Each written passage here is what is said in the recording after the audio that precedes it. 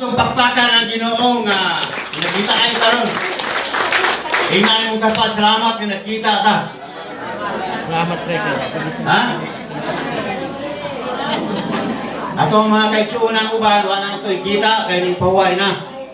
Pansalamat nga ang Ginoo padayon nagpakamaayo. Gabi grabe yung siring sa mga pasalamatan, mga testimony. Kung akong nabati, nga ligon ug nindot yun ang inyong pamayag tungod kay nagasugilon mo, nagapadayag mo, gibago ang inyong kinabuhi, giusab ang inyong kinabuhi. Mao na nga dakotag kalipay nga kana buhat na sa Ginoo. Kami gisugo lamang ni sa pagsangyaw, sa pagtudlo sa pulong sa Dios. Mao na nga diri sa budlasan parte na ni sa kong kinabuhi nganuman 1988, 89, 90, nagsangyaw mi dire kauban ni Pastor o Paritasyo ato siyang pagpakan bisan nga dire. Mao toy grabe gyud nga paghalo ug buyo ko niya. Kunya niya po si Dong Lule ato ang pastor dire sa una, uban ni Dayanura.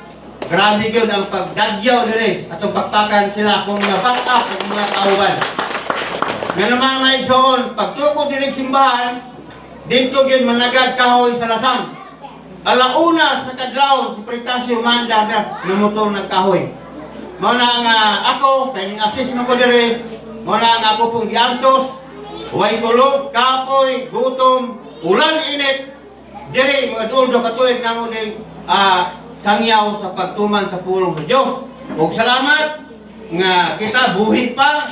Niya paro nagabaro nga ang nagsangyaw dinhi atong pasalamatan nga nagpagamit sa Ginoo og sila dako kayo o panahon nga diin ang Dios nagagamit. Og salamat diri sa pamilya ni Statio niya Sister Lucay, buhay pa to si Brad Pidong, diha kami gay nagtudlo nagsangyaw og diha kami gay ang tigom. Salamat kayo nga bisan may prinsipyo baruganan si Brad Pidong apan gitandog gihunok kay kasing-kasing o gidawat siya gid sa Ginoo. O siya gikuha naman sa Ginoo o dako nga kadaugan sa iyang pamilya o kinis presitong tungod lagi kay duha naman po siya baruganan sa nyawa namo ni Pritasyo. Ang Dios lagi nahibalo siya kinabuhi.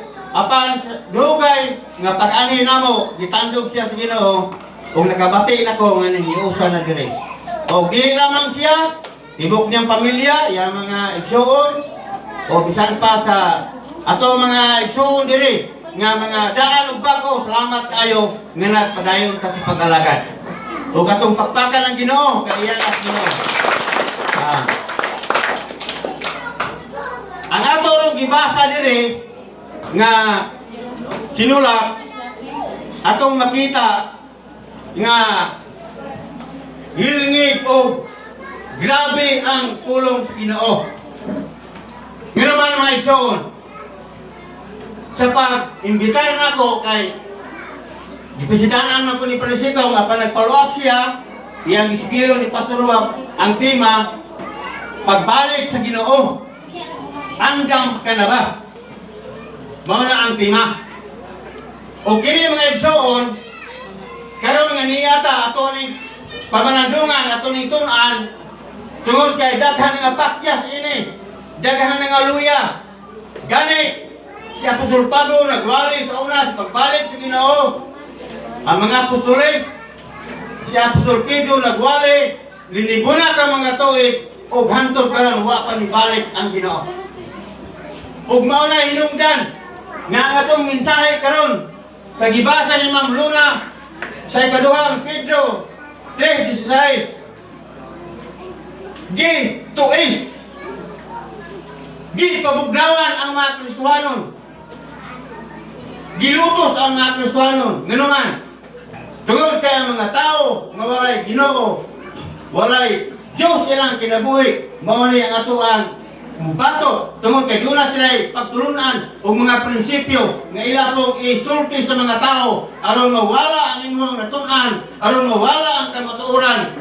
Labi na nga kita nagalaom nga mabalik ang Ginoo, ina pila na katoy ko ang mabalik. Usa may giingon niya. O pasahon mo, ningon na sila pagsulti. Nangamatay na lang ang amo ang mga ginikanan. Kanang ilang giwali. Kanang giwali sa mga apostoles. Wa man gyapon na may tabo. O hantod kita karon, niya natas katapusan mga adlaw. Wa man ibalik ang Ginoo. Unya, daghang mga tao o mga Kristiyano nga napitahan. Tingali ang uban, ikapoy na, naluya na, wala ko nibalik ang Ginoo. O ang mga sulti sa mga tao nga nagatuoy sa kamaturan, ayaw mong tuwa na, dugay ko na ilang giwali, o pa manibalik ang Ginoo. Apan mga igsoon, kung sa may kamaturan na to, kung sa may tubag ninyo, o ginom ka, agi mong apuhan, namatay na lang, ay mong amahan, namatay na lang, kung wala ginibalik Ginoo. O sa may inyuhang isulti o dipinsa kamaturan. Wala na kami mga bagong Kristohanon, dahil mga Kristohanon, kinanglan nga kita magtuon sa pulong sa Diyos aron ta makatubag. Ako daghan ng debate ang ibalag nako klase-klase ng mga grupo. Apan mga igsoon, ang mga pulong ako nadawat, ang mga pulong ako natunan, ako gyud gibarugan. Mao na nga kini pagpaabot mga igsoon, kapoy. Kana ikaw hulaton? Kapoy. Kung ikaw maghulat sa tao.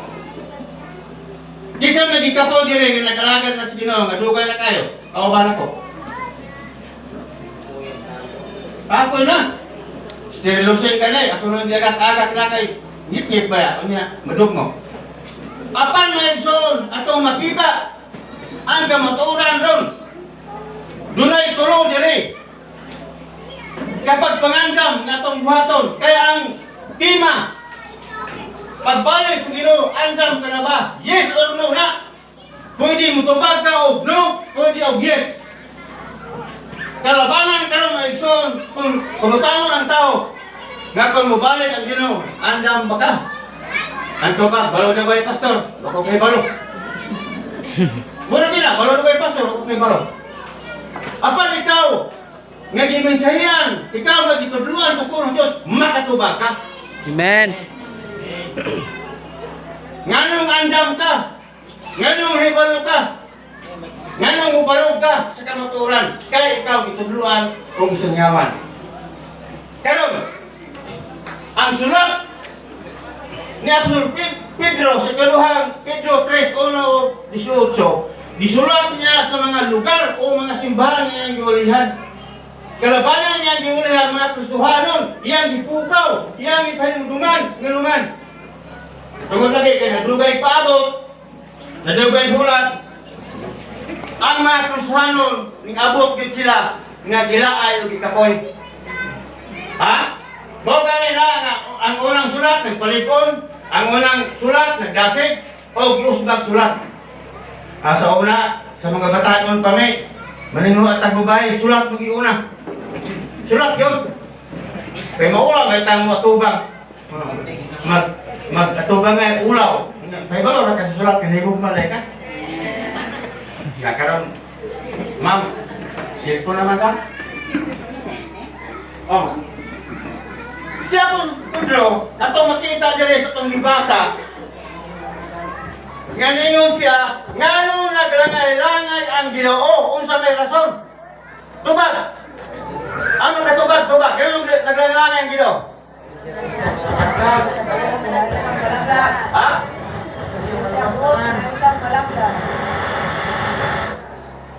Pamatulaan nato sa Bible, dili ka ito ng mamahog tubag. Di ba tiyo, no? Di ko katubag, anak. Bible atong tutukiyon. Ha? Nag-ingon diri sa itong ibasa, na pulong sa Ginoo, sa versikulo 8, apan mga hinigugma, ayaw ninyo ikalente, nga sa Ginoo ang usa ka adlaw sama sa usa ka libo ka tuig o ang usa ka libo ka tuig sama lamang sa usa ka adlaw.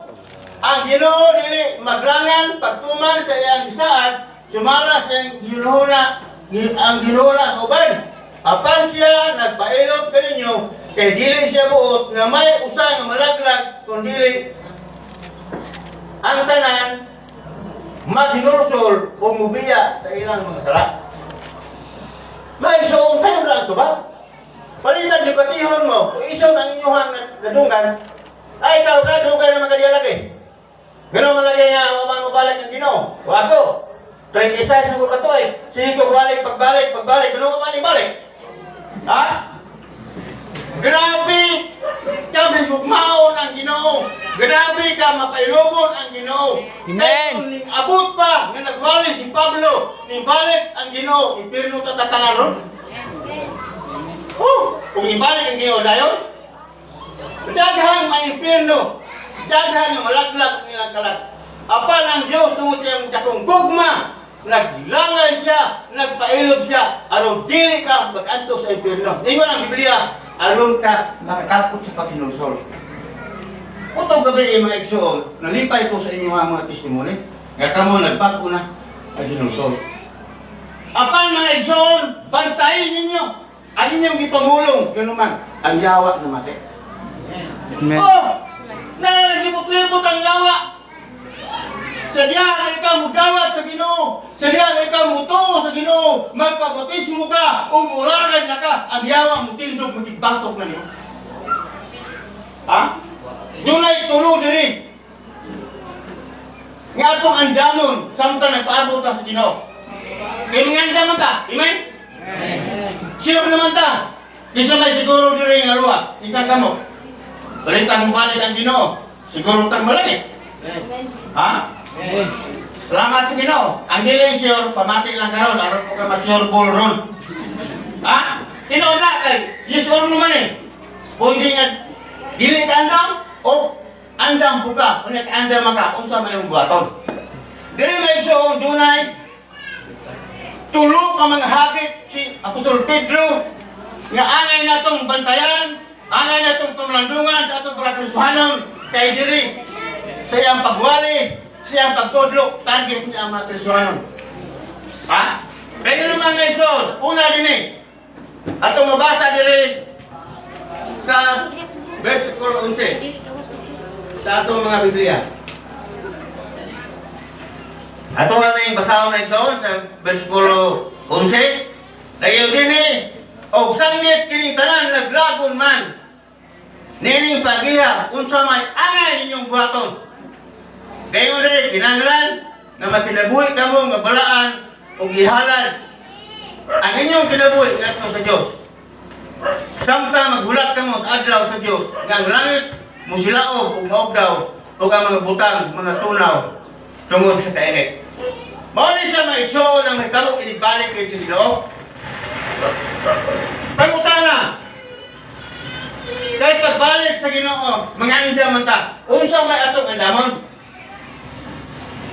Sa versikulo 11, nag-ingon si Apostol Pedro, samtang nagpaabot ta, magkinabuhi ka nga balaan, ug ihalad nato atong kinabuhi nga sa Dios. Mao nga inyong mga testimony, nindot kayo, ligon kayo, apan pangutana, samtang magpaabot ta sa pagbalik sa Ginoo, mag-ampo ka mga igsoon.